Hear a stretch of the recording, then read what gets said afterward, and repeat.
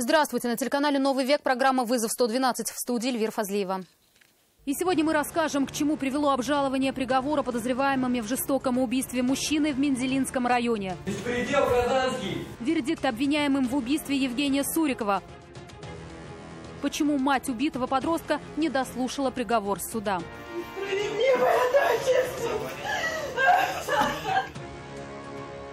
А также 17 тонн фальсификата. Что находится в этих белых емкостях?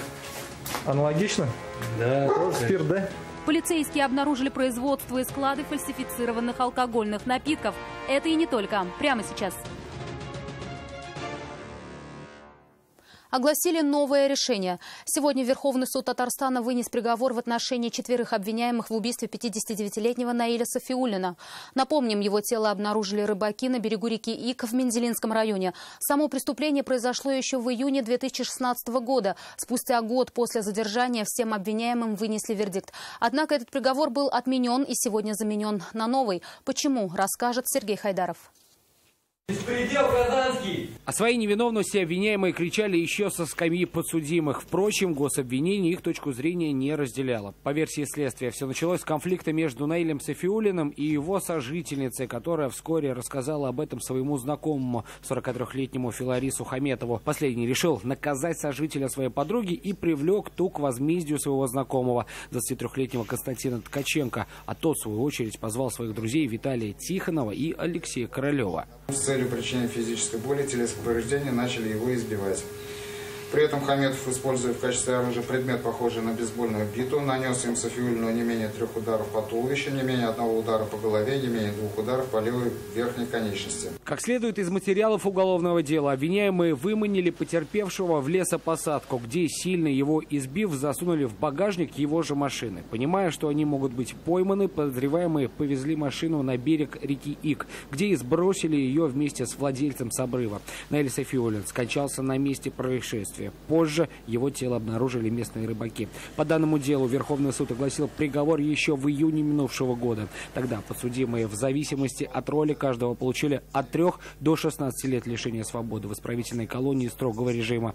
В убийстве были признаны виновными 2 – Хаметов и Ткаченко, а товарищи последнего только в краже телефона и в нанесении телесных повреждений. Решение принимала коллегия присяжных. Впрочем, вскоре этот приговор был отменен. Приговор был обжалован в вышестоящую инстанцию, в апелляционную Верховный суд Российской Федерации, который изменил приговор и оправдал по факту убийства еще 2 человек. Это Хаметов и Ткаченко. С этим решением не согласилась Генеральная прокуратура и потерпевшая.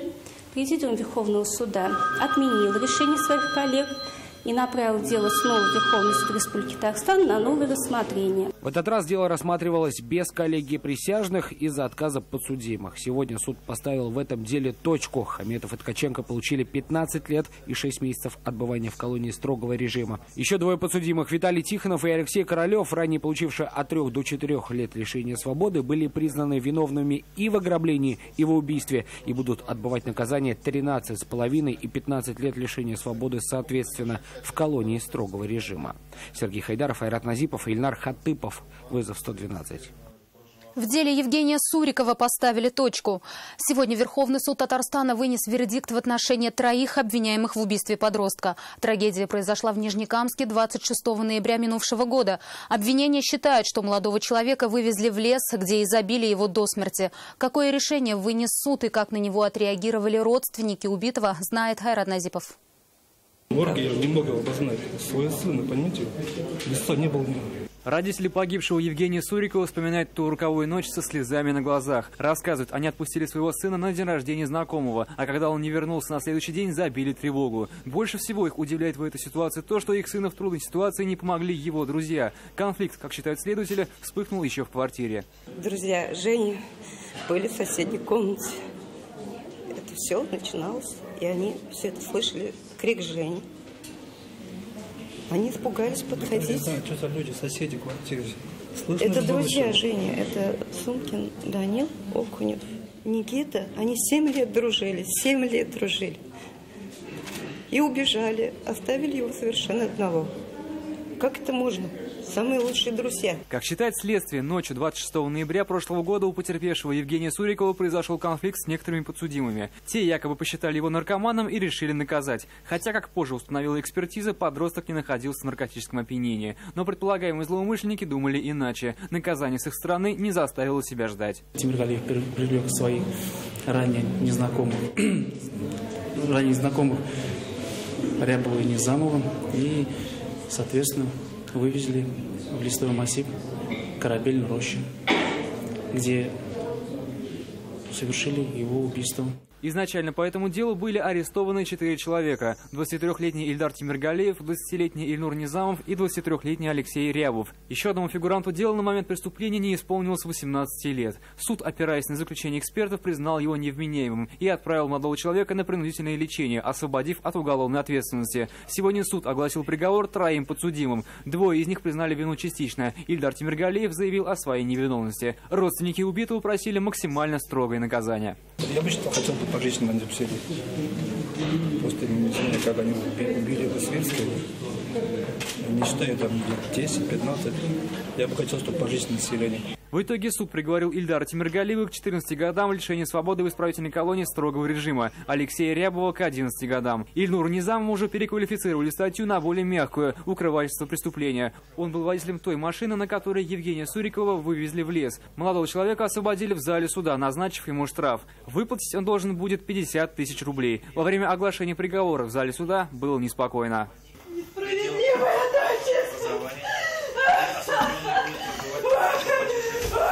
Кроме того, суд частично удовлетворил гражданский иск родственников убитого. Ильдар Тимиргалиев должен выплатить компенсацию в виде 500 000 каждому из родителей Евгения Сурикова. На 200 000 меньше должен выплатить родителям убитого Алексей Рябов. На обжалование приговора у обоих сторон есть 10 дней. Айрат Назипов, Ильнар Хатыпов, вызов 112. Ушли из магазина, не заплатив за продукты.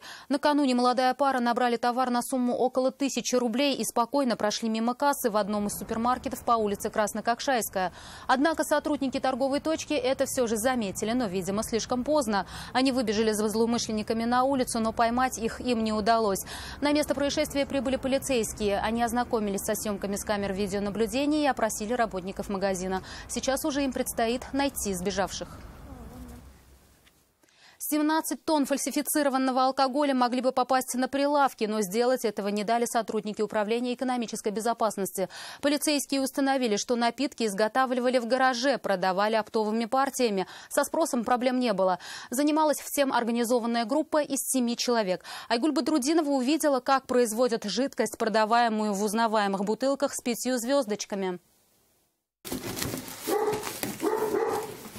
На филиал Кизлярского завода эти сараи на приусадебном участке у обычного частного дома совсем не похожи. Да и технологический процесс изготовления благородных напитков здесь занимал гораздо меньше времени.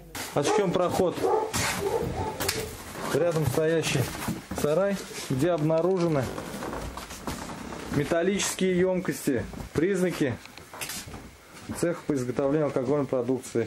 В одном сарае смешивали спиртосодержащую жидкость с ароматизаторами, разливали по бутылкам, в другом склад готовой продукции. Рядом исходное сырье для незаконного бизнеса. Что находится в этих белых емкостях?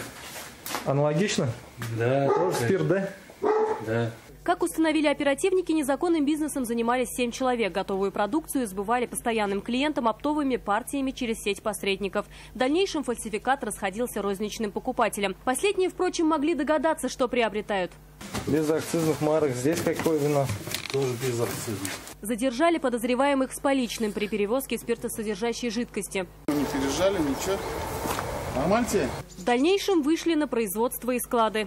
Пресечена деятельность 5 подпольных цехов. Локализованы 10 мест хранения, из которых в общей сложности изъято порядка 17 тонн фальсификата. Все 7 человек, участники этой группы, задержаны. В отношении 2 избрана мера пресечения в виде заключения под стражу. Остальные находятся под подпиской о невыезде. В отношении подозреваемых возбуждено уголовное дело. Статья предусматривает от штрафа до 500 000 рублей до 6 лет лишения свободы со штрафом в 500 000. Айгуль Бадрудинова, вызов 112. Это все, о чем мы успели вам рассказать. Обо всех происшествиях вы можете сообщать нам по телефону 570 50 50 или на мобильный 8 98 69 112 112. Это можно сделать и в наших группах в социальных сетях. Туда же можно присылать и снятые вами видео. В студии была Эльвира Фазлиева. До встречи и не бросайте вызов судьбе. Вдруг она его примет.